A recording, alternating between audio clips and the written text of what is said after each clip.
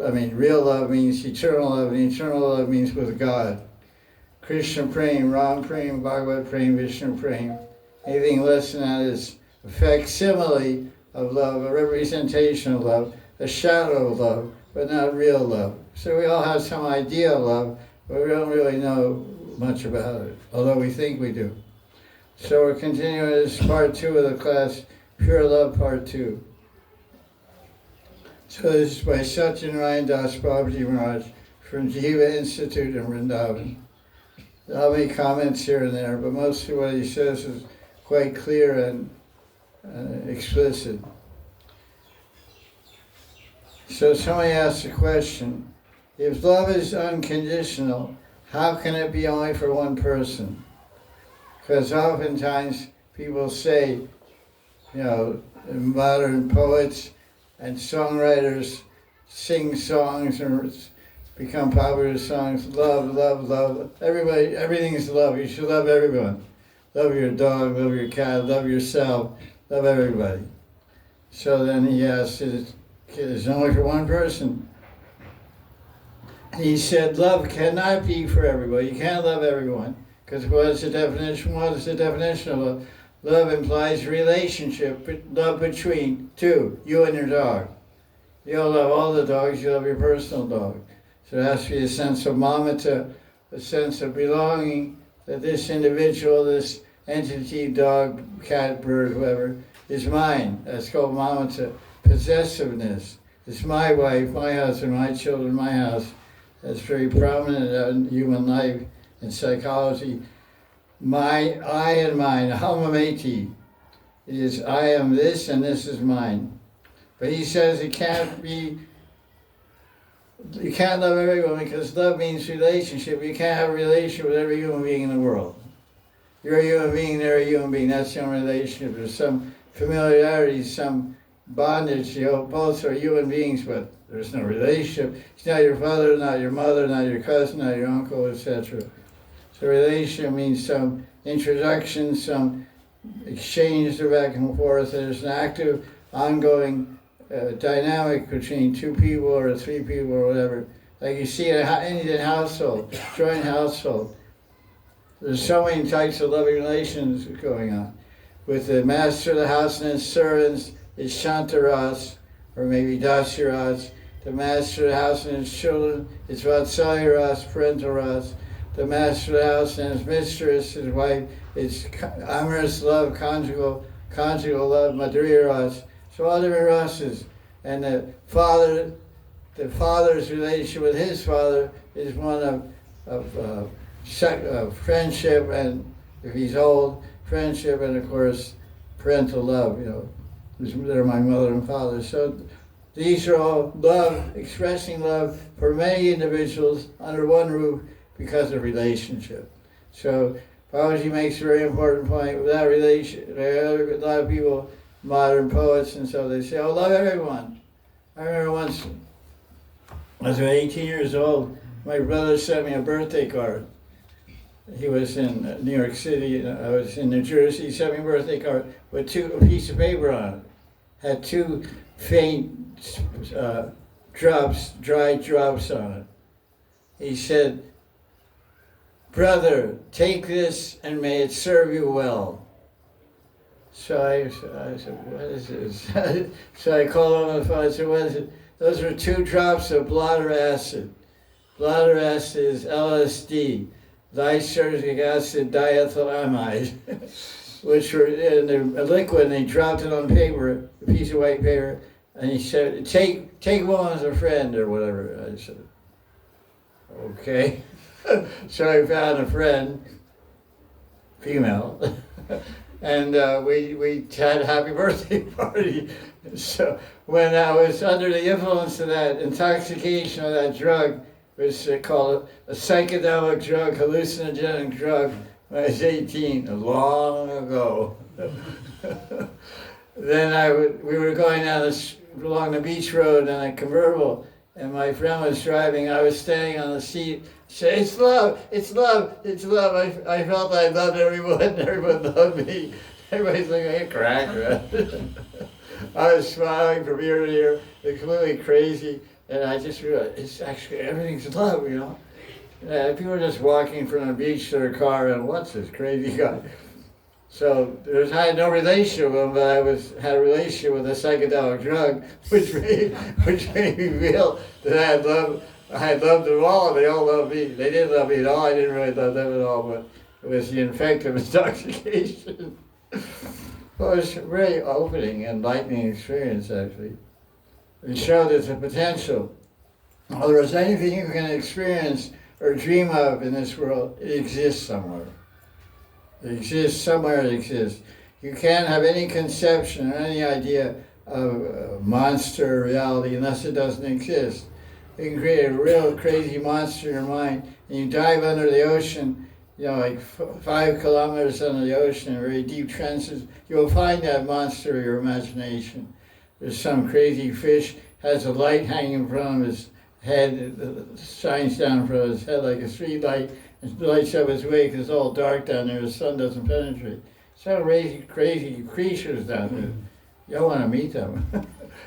So anything's possible. So what I'm saying, the idea of having love for everyone, everyone having love for you, exists.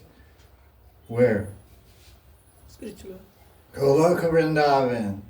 The birds love Krishna, and Krishna loves the birds. The trees love Krishna, and Krishna loves you. The earth loves Krishna. In love, there's different kinds of ecstasies in the mind and heart that register in the body. So the body of the earth is Bhumi, and she's a personality here in this world and in that world. She's a devotee of Krishna. So when Krishna puts his foot on her, what is called in Shastras, on the chest of Mother Earth, she gets ecstatic, she gets excited, and her hairs stand on end, the hairs of her body. What are the hairs of the body of the earth? Grasses, shoots of grass and plants. So they pop up. Wherever Krishna puts his foot, they pop up. So this is described in Govinda Lilamrita by Acharyas, that even the ground, which doesn't seem like too lovable, you know, go hug your ground, you know. Go in your backyard and jump on your ground and hug your ground. But this ground, this earth that Krishna is walking on, is feeling love from Krishna's feet. Feeling that every time he steps on me, he's stepping with love, and I feel ecstatic. I want to show my reciprocation. I can't control myself.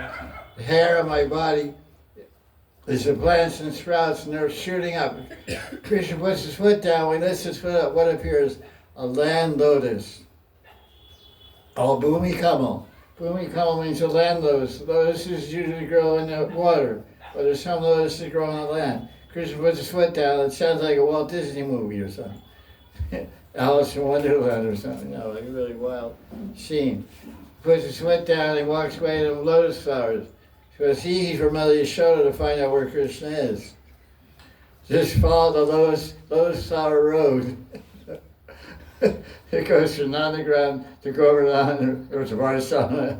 They're sure, right? Where's it? This is going right to Rorai's palace. She doesn't follow him there, but could be.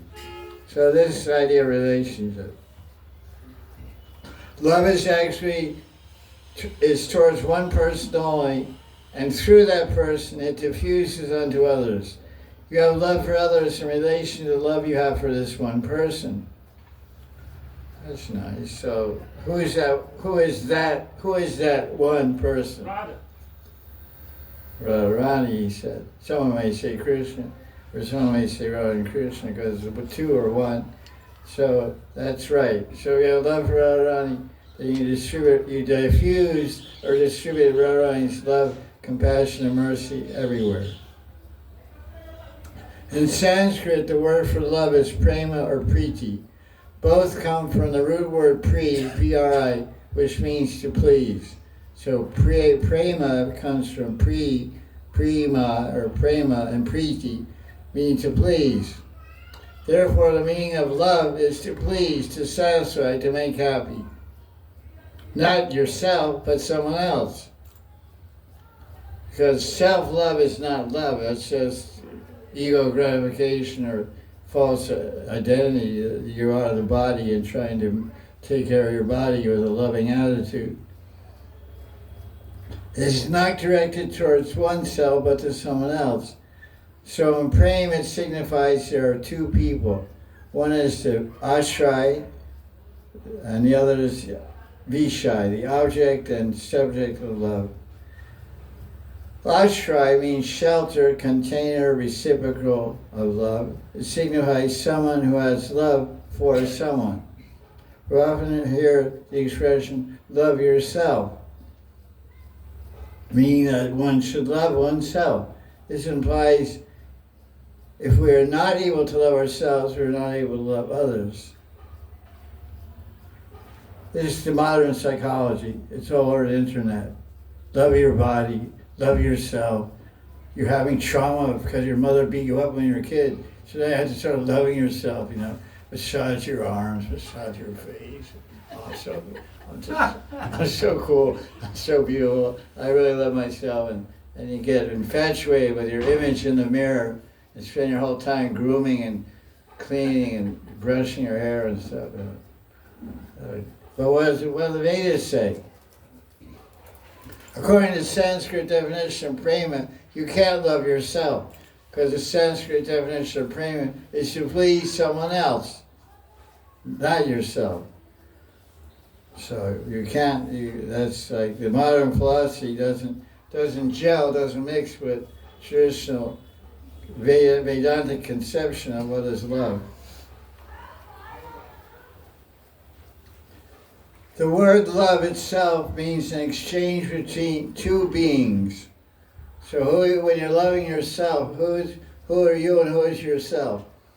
Of course, you can love yourself if you discover yourself. Everyone thinks themselves is their skin and bones.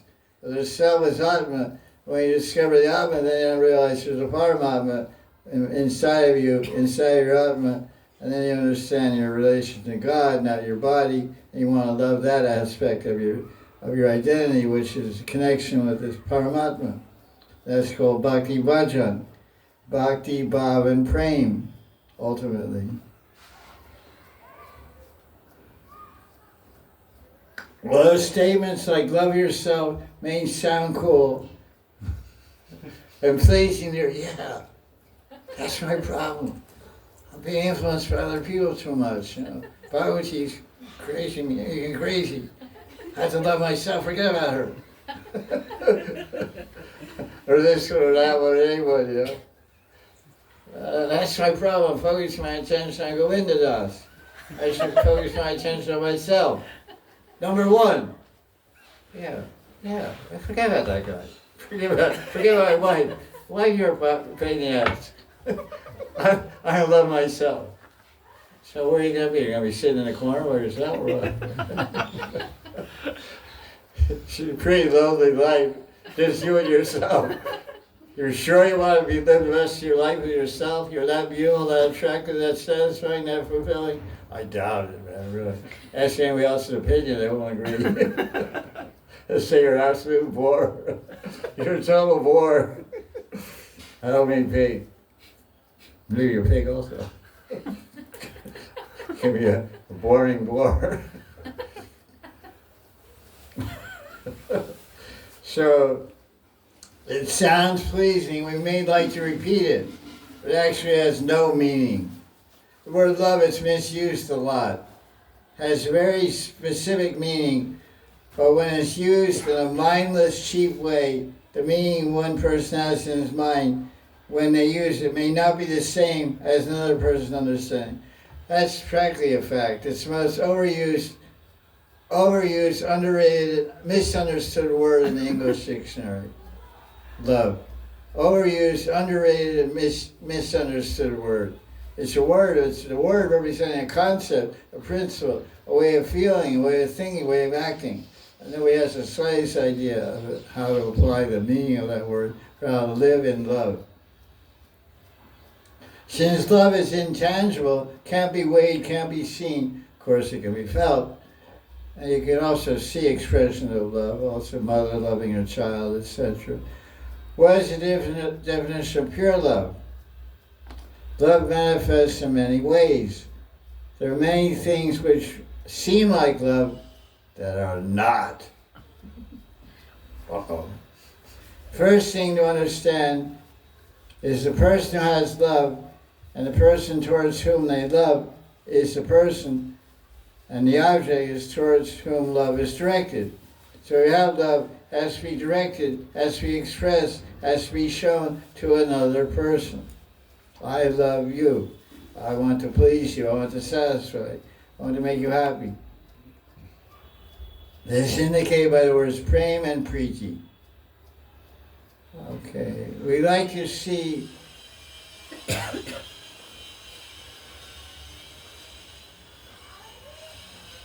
why are we attracted to a particular person? What are the characteristics that attract us to another person? Tell me. Beauty, beautiful wife, beautiful girl, handsome man. Qualities. Money, rich, or what else? Power. Knowledge, Power. power. Sounds familiar? Sound like Bhagavan? Aishwarasya, samagrasya, viryasya, yashasasya. He's got all this stuff and more. Beauty, knowledge, freedom. The person represents freedom. Sincerity, honesty, open-mindedness, compassionate, joyful, spiritual, truthful, humble, strong, lively, and energetic. These are the qualities we look for in people. Not only in this life, but in our past life and the future life, and we'll keep on rolling, keep on trucking, as he used to say, looking for that ideal embodiment of love. And all, which has all these things. Most of us have found it in Krishna and Radharani. Pure love is possible only for someone who has all these qualities. All these qualities are interrelated. They have one source, which is love. That's interesting. Because if you have divine love, because what does bhakti bring with it? Bliss and knowledge.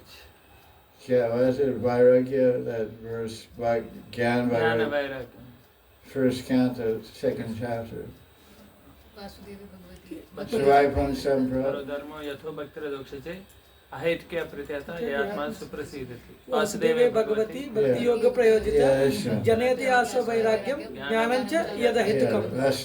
Vasudeva Bhakti brings wisdom and detachment, which are two attractive, admirable qualities, and ultimately Bhakti brings everything. Because Krishna is pleased with Bhakti, as he says in the 10th chapter of Gita, verse number 10, Tesham sadatayuktanam bhajatam pritipurvakam dadami buddhi yogam tam yena mama bhyanti te. If one loves me, I give him everything. Knowledge, beauty, humor, joy, honesty, sincerity, open-mindedness, compassion, truth, humility, strength, liveliness, energy, freedom, sincerity. That all comes with the development of bhakti for Krishna. So that's why he said, there's only one source of all these qualities, which is pure love. The person who is full of love is only God, Bhagavan Sri Krishna. Krishna is love and love is Krishna. That's nice. So when you say, I am love and love is me, I say, woe is me. Woe. Misery, woe. Misfortune, woe is me. Love is me, I am love. Love. We're trying. God is, Krishna is love, love is Krishna. We fall in love with a person because there seems to be some divinity in that person which attracts us. There's some spark of Krishna in someone which attracts us. We may find divinity, may find Krishna in another man or woman to some extent, but it may not be to the level or extent we're looking for. We don't feel completely satisfied. Only when we find a person has all these qualities to an unlimited extent will we feel completely satisfied. And who is that person? Krishna. Only he has all these qualities, unlimited amount, to satisfy one person, every person. Like in Rasa dance, Padma Puran says in Maharaj stance, there are 3 billion gopis. No one went away with an empty heart, broken heart. In this world, you got 2 girlfriends. One's gonna break her heart, and the other one's gonna get killed. So, 3 girlfriends. You have a Third World War in your hands. For Krishna had 3 billion girls, and all came empty-hearted, went home with a full heart and a smile on their face, and sore feet also. They danced all night of Brahma. 1,000,000 years they're dancing, your feet got pretty tired. Night of Brahma, that's pretty long. How many years? 2 billion years? 150 billion years. That's really a lot of dancing. We only love God, what is it? Oh, the question is asked, if we only love Krishna, will we not care for anybody else? Yeah, it's kind of. We don't want to say it openly. Especially if your daughter becomes Hare Krishna. Hey, what happened? You used to love us so much and call us all the time on the phone. I hear you're calling your guru all the time on the phone, and you're always saying Hare Krishna, you're not calling us, and something's gone wrong here. So, if we love Krishna, should we no longer care for ourselves or our family members or our near and dear ones if love is only for one person? What's the answer? Once you love Krishna, you love everyone because everyone's part of Krishna's creation. Your mother and father. You should love them more. If you really become a devotee, you'll love your parents more. They may not understand in the beginning. They may not foresee that increase of love. But in time, when you're married, a kid comes, and now then, okay, kitty's there and all that. And anyway, with age, everything improves with age. Everyone's seeing when they first were a devotee, their parents said, I disown you, I write you out of the will, I'll give you all the money to your brother, you're finished, you depend on your Krishna and take care of you. You don't need me, I don't need you, goodbye. Okay, fine, Hare Krishna, Hare Krishna. Then 30 years go by, and you find out your father died. Your mother said, he left half the estate to you. Watch out. Pretty smart guy. Come on and get it, So, because although for so many years he didn't talk to you on the phone, he wrote you out of the will, when it all comes to an end, at the end, he changed will, wrote you back in the will, you and your brother got half-half. So, so in the beginning you may not get along with your parents, but after time it comes. Because time, they say time heals all wounds. You had a scratch in your leg, a week later the scratch is healed and gone. So, first our love should be for Krishna, then naturally it will flow to everyone else. Okay, if a person loves Krishna, you'll see Krishna everywhere in every living being. One will not neglect a husband or wife or children or relatives. Rather, they will care for them better than before because they understand the relationship to Krishna and that they're part of Krishna. There is a saying, love me, love my dog, which means that if you love someone, you also love what that person loves. What that person loves, who that person loves. This person is my friend, and he gets married, you also love his wife also, because it's my friend's wife. So I have respect and regard for her also, and treat her amicably and lovingly. Now he talks about Indian culture, maybe other cultures too, but he's born in India, he's familiar with Indian culture. He said in Indian culture, right from birth, children are taught to see God in others. This was taught right from the beginning. You treat your mother and father and guests like you treat God. What's the term for guests? Attithi Devo Bhava. A teaching, what do you? Atiti Devo Bhava. Oh, Deo, Deva, Deo. Devo, Deva Devo. Bhava. Matru Devo Bhava, Pitru Devo Bhava, Atiti Devo Bhava. Matri Deva Bhava. Pitru Pitru Devo, Devo Bhava, Acharya Devo Bhava, Atithi Atithi Devo Devo. Bhava. So, Bhata, you treat your father like a Deva, Yeah. like a God. Treat your mother like a God, your brothers. Yes, like a God. Just like a God. That's a pretty interesting mantra. My mother had a way of teaching the same mantra. She'd pick up a stick. She said, you better follow me. You better treat me with love, otherwise you get this stick. Okay. Matri Deva Bhava. Matri Deva. I didn't know that mantra, but I knew the stick. No love, get the stick.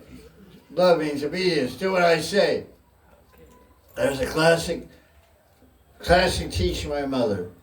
My mother's smoking cigarettes. She smoked cigarettes. So I went out in the backwoods. We had forests by our house. With my brother, I smoked a cigarette. Came back in, she smelled it. You smoked a cigarette? No, I didn't. You're lying. Yeah, okay, I did. Don't smoke cigarettes. I said, no, but you do. And then here's the famous mantra. If you're parents, you should learn this mantra. Do as I say, not as I do. I'm telling you, don't smoke. I smoke. But I'm telling you not to. I drink, and she drank also. But she told me not to drink.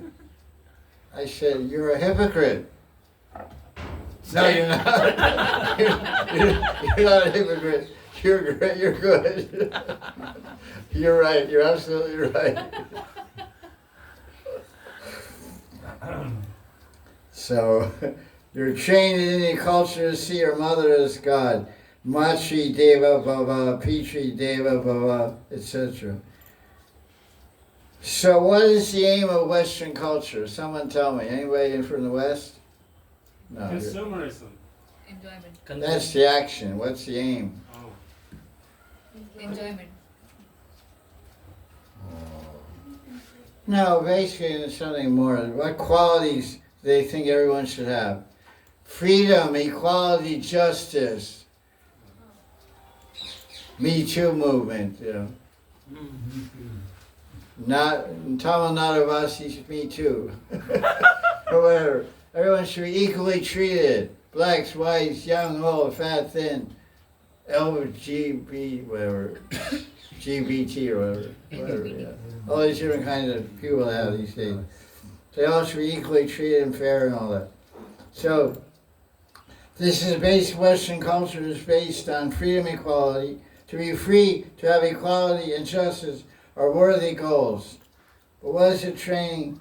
How will they be attained? Indian culture is based on the principle that human life is very rare and precious. It's not guaranteed after you die as a human being, you'll be reborn as a human being. Maybe a dog, a monkey, a pig, a cat, or any one of the animals you ate. Maybe a chicken for 100 births, and a goat for 10 births, and a cow for 100 births, and all the different things you've done. Crazy activity. An eye for an eye, a tooth for a tooth, the Bible says. You take an eye, someone takes your eye. You take a tooth, someone takes your tooth. You take someone's life, someone's going to take your life. You live by killing others, someone will live by killing you. Not now, maybe now you get murdered or whatever, or next life you'll be killed. If we attain pure love, we will also attain freedom, liberty, equality, and equality of status and justice. All this will come naturally. Indian culture was designed with this motto and with this intention. The Indian culture was trained. What does Indian culture mean? Trained to see God in others. Because you see God in others, you want them to be fair and be treated fair and have freedom and have liberty, equality. They're my brothers, like that famous Saint Francis in Christian tradition. Yeah, everyone was a brother. Because how are they brothers? Because they have the same Father. The Father is God. Jesus said that in the 14th chapter. Sarva Yona Shikonte. Brahma, Tasam Brahma Mahajon here. Ham Bija Pradapita. Ham Bija Pradapita. I am the Father, the seed-giving Father of everyone. So there's one Father, God for everyone. Ram, Krishna, Vishnu, everyone call him, Jehovah, Allah, whatever. So it means we're all sons of God. So St. Francis of Assisi, I think it's somewhere in Italy, I guess, or Greece, maybe Italy, I suppose. He saw everyone as brother, brother squirrel, brother cat, brother fly, brother bird. And he loved them all, and he lived with them in nature. So if we have this love for God, then we'll spread it everywhere. So Indian culture didn't independently emphasize justice, equality, freedom, they emphasized love of God. Yeah, love of God, all the other things were included. So see the difference. When Indian culture is based on love. Western culture is based on consumerism, someone said, which is the way they spend their money, and the way they work, the way they move, basically. But they want these basic qualities Western culture is fights for and dies for. Freedom, peace, what is it? Equality. Freedom, equality, justice. So people like Trump, as President of America, is always coming on television saying, we will use all the power of our armies to go anywhere in the world to establish freedom, and which means you rip off your oil. Go to your country, rip off your oil and lithium stores in your mountains, all your lithium ore and all the cesium and strontium and all the atomic stuff you have in your earth, so we make bombs and it's like a joke, but he says like that. Oh, that's a good guy. The motivation is something different. Consumerism, basically. To get more substances, more resources to build the economy to satisfy the insatiable appetite of consumers of America. It says the American population is like 10% of the world's population. They gobble up and use 60% of the world's resources. 60% of the world's resources are eaten by America. I mean, talk about a rip-off, That's why they're all so fat. Everyone's like 300 kilos, Well, maybe a little less. 200. But there's exceptions. I'm American, I'm only 55. So it's just an exaggeration. Like Prabhupada was riding on a plane one time. And he was Shruti Kirti. He turned to Shruti Kirti. He said, can you explain to me how is it these people, are for just this little piece of meat? Because when you get a dinner on an airplane, they give it a little tray with like one bite of food, 2 bites of food, and it costs like 10,000 rupees on your plane ticket. And Prabhupada said, they have this little piece of meat, and for that they're going to hell. I just was exaggerating because that's their culture, they're not vegetarian. I said, if they could just they're just living to eat this little thing. If they give this up and be vegetarian, everything will be happy for these people. He was like feeling sad, it's just this little thing. You get it, and it's like, he was feeling. So, this, let's see what else we have here. I think, this will be the last entry here, 56. Bhakti is interesting. There's paths of finding art and calm, satisfying material desires, then collecting objects and earning money, which are based on karma and gyan. And there's bhakti. Who created each path? Who created the path of karma and gyan?